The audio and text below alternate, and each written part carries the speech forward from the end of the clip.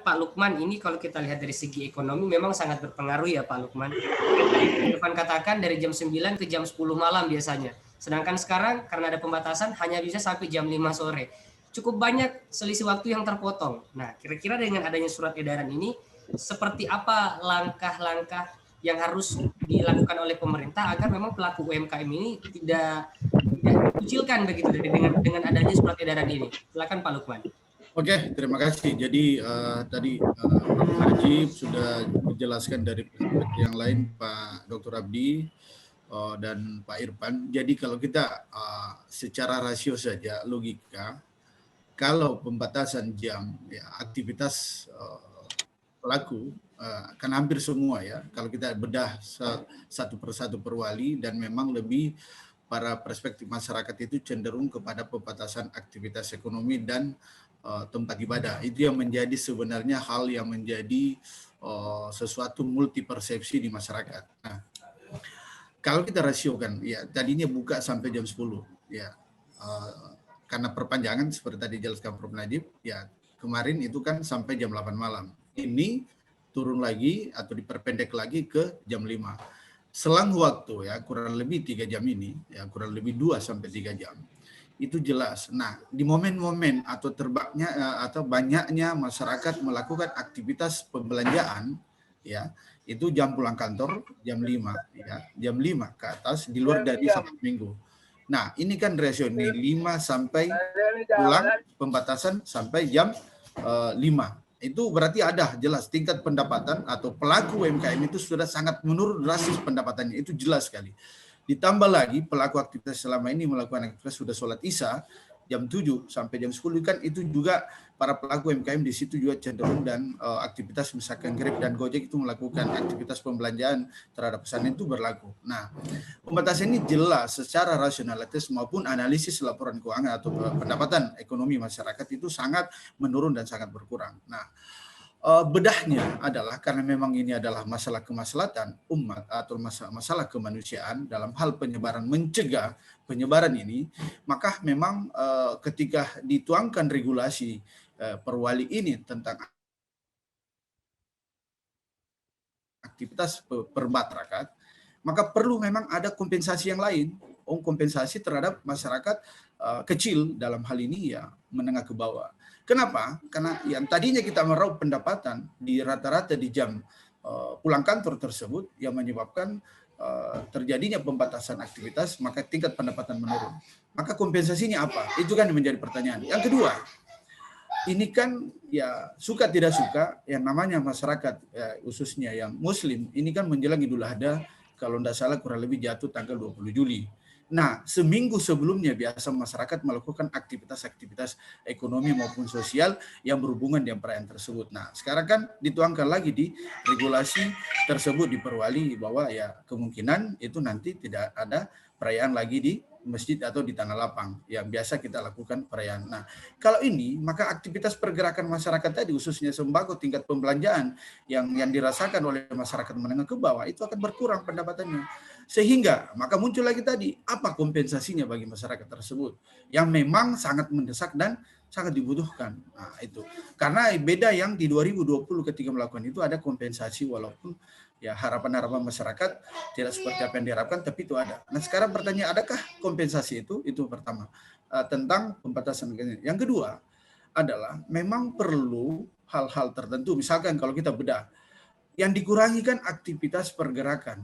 Artinya atau terhadap kumpulan masyarakat yang tadinya yang kalau tidak salah sebelumnya itu dikurangi 50%, sekarang kan bertambah dikurangi 75%, maka sekitar 25% daya tampung atau yang biasa dilakukan di dalam suatu apakah model kafe, hotel, restoran, dan lain sebagainya. Nah, ini yang kita perlu bedah. Nah, kalau itu kenapa misalkan tidak mencari regulasi yang bukan mencari regulasi, tapi solusi-solusi yang lain yang memang pergerakan penyebaran COVID juga dilakukan pencegahan dan selanjutnya pertumbuhan atau tidak menghambat pergerakan perekonomian. Yang selanjutnya, kalau memang hasil riset ini ya mengatakan bahwa yang habis masyarakat yang telah melakukan vaksin itu lebih kecil serangan virusnya atau terkena penyakit COVID-19 ini, virus ini, dibandingkan yang belum vaksin. Maka yang sambil berjalan proses regulasi kurang lebih 14 hari ini adalah ya ini dimaksimalkan vaksin yang secara menyeluruh, walaupun pada masa ini masih terbatas karena yang mungkin presiden daripada vaksin itu sendiri. Tapi ini yang harus dimaksimalkan sehingga ada nilai yang tadinya pendapatan menurun, tapi program pemerintah berjalan, ketemu nanti di tengah inilah yang menyebabkan nanti sambil mencari kompensasi yang lain yang bisa membantu masyarakat, dan proses vaksin juga telah berjalan selesai. Karena memang ini adalah tugas bersama. Itu sementara, Pak.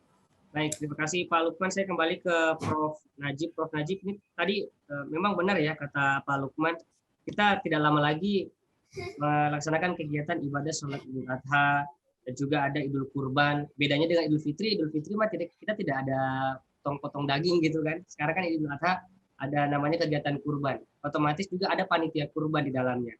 Melibatkan masyarakat juga ketika pembagian daging kurban sendiri. Nah, dengan adanya surat edaran ini, kira-kira kalau Prof. Najib lihat Idul Adha nanti akan seperti apa ini, Prof. Najib? Jadi bukan saja surat edaran ini tidak hanya mengenai masalahnya sama saja antara public places, public service, dan masjid itu sendiri. Ya. Yang kita harapkan sebenarnya surat edaran ini mendapat respon, mendapat respect dari masyarakat sehingga dia bisa berhasil menurut tujuannya. Tetapi yang kita nampak sekarang itu justru kendalanya karena masyarakat katakanlah maaf saja tidak menerima dengan baik itu, antara lain karena tidak jelas dan sebagainya. Dalam keadaan seperti ini sebenarnya harus ada sikap dari pemerintah kota. Bagaimana dulu mensosialisasi ini, menekankan bahwa ini untuk kepentingan masyarakat sehingga sebelum sampai hari H, khususnya untuk masjid Idul Kurban ini, maka masyarakat itu menerima ini sebagai suatu hal yang positif. Surat edaran ini berisi sesuatu hal yang positif untuk khususnya umat Islam dalam rangka mencegah mereka tertular dan selanjutnya.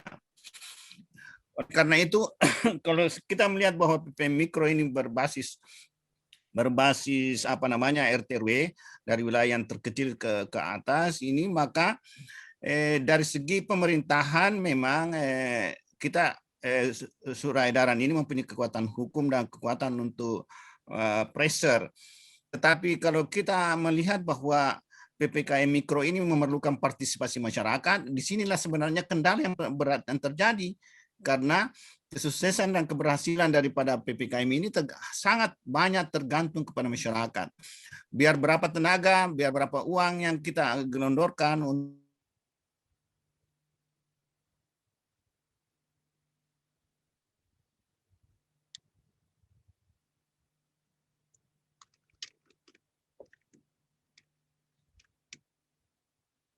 ya, saja sosialisasi kan Abdi tadi. Nah, tadi juga Pak Lukman mengatakan kompensasi. Nah, jadi sosialisasi, kompensasi. Nah, ini kalau dari penerimaan masyarakat dari surat edaran ini memang benar ya kata Prof. Najib, di situ sebenarnya jadi titik kendala. Kalau dari pandangan Pak Abdi sendiri melihat negara kita Indonesia berbeda dengan negara-negara lain, bahkan sudah ada yang melepas masker ya, sudah membebaskan konser tatap muka gitu. Kita ini masih stuck di zona ini gitu. Kira-kira dari Dr. Abdi sendiri melihat upaya pemerintah sampai saat ini sudah sejauh mana? Iya, baik. Saya kira tugas pemerintah saat ini harus bisa mengkombinasi, mengintegrasi kepentingan kesehatan masyarakat, peningkatan ekonomi, terus roda pembangunan juga bisa jalan dengan baik seperti itu. Oleh sebab itu, pemerintah dituntut lebih kreatif, lebih inovatif, mencari cara, metode, strategi untuk keluar dari persoalan ini. Jangan sampai katakanlah regulasi itu ada, misalnya surat edaran wali kota ini yang meniadakan, ya, walaupun Pak Wali selalu menyebutkan bahwa beliau hanya melanjutkan ya, apa yang disampaikan oleh pemerintah pusat melalui Menteri Dalam Negeri misalnya seperti itu. Tetapi memang dibutuhkan kreativitas yang memungkinkan ekonomi berjalan tetap baik, kesehatan masyarakat tetap terpelihara, COVID-19-nya bisa tercegah atau dikurangi seperti di negara-negara lain, katakanlah seperti itu yang disampaikan tadi. Nah, oleh sebab itu, cara yang sudah dilakukan, misalnya Pak Wali ingin untuk men-tracing atau memberikan klasifikasi terhadap misalnya dari berbasis RT RW, katakan seperti itu, di wilayah mana saja yang perlu di pengecualian terhadap peniadaan misalnya, mungkin akan seperti itu jalannya. Tetapi saya kira memang perlu juga ada proses edukasi masyarakat, terutama misalnya urusan ibadah itu urusan yang sangat sensitif dan partisipasi masyarakat, kesadaran masyarakat untuk ikut serta mensukseskan surat edaran ini atau mensukseskan supaya COVID-19 ini segera berakhir, itu partisipasi masyarakat sangat dibutuhkan. Seberapa besar alat negara ini, katakanlah seperti TNI Polri yang sudah mendukung selama ini, ya tidak akan sanggup kalau jika tidak mendapat dukungan dari masyarakat. Oleh sebab itu, perlu diberi langkah-langkah inovatif, langkah-langkah kreatif dari pemerintah untuk katakanlah seperti ini, rumah ibadah itu tidak serta-merta ditutup atau ditiadakan, ya. Perlu dicari solusi kira-kira pengetatan protokol kesehatan itu mungkin lebih ditingkatkan. Ya, selama ini saya kira terutama katakanlah di masjid-masjid seperti itu ya, kan momennya juga hanya 5 kali dalam sehari, katakan seperti itu. Ya, oleh sebab itu momen-momen seperti ini masih banyak ruang yang bisa dipakai untuk memperketat protokol kesehatan yang selama ini sudah jalan. Ya, jangan sampai ya surat edaran ini hanya menjadi sebuah surat edaran, kemudian pelaksanaan ibadah tetap jalan seperti itu. Ya, dan saya yakin juga pemerintah akan hati-hati menindaki katakanlah orang-orang yang mau pergi sholat di masjid misalnya seperti itu. Jadi perlu dibicarakan bersama dengan semua pihak, semua unsur yang terkait dalam surat edaran ini, misalnya dengan tokoh masyarakat, tokoh agama, pemuda, pelaku usaha dan sebagainya, duduk bersama untuk mencari solusi yang terbaiknya seperti apa sesungguhnya, supaya dampak-dampak yang ditimbulkan itu ya bisa baik, kemudian kita bisa segera terlepas dari situasi COVID-19 ini dengan segera. Mungkin begitu tanggapan dari saya, Pak Ade. Baik, terima kasih Pak Abdi. Saya ke Bung Irfan. Bung Irfan mewakili pelaku UMKM yang ada di Kota Makassar. Adakah pesan-pesan atau harapan-harapan yang ingin disampaikan terkait dengan adanya pembatasan ini yang memang tadi sudah disampaikan oleh Bung Irfan sangat mempengaruhi pendapatan. Silakan Bung Irfan. Di-unmute dulu audionya Bung Irfan. Ya. Kalau pesan saya sih Pak, semoga secepatnya ada solusi yang terbaik buat pelaku semacam UMKM seperti kita ini.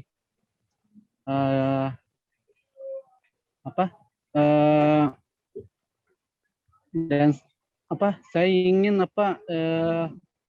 wali kota memberikan secepatnya solusi buat pelaku UMKM seperti kita ini, karena sudah lama kita merasakan yang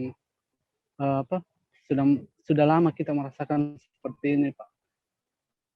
Pendapatan yang kurang, apalagi kita ini masih ada yang mesti kita biayai dan lain sebagainya Pak. Baik, berarti memang kebutuhan ekonomi yang sangat mendesak gitu ya Bung Irfan ya? Iya Pak, betul.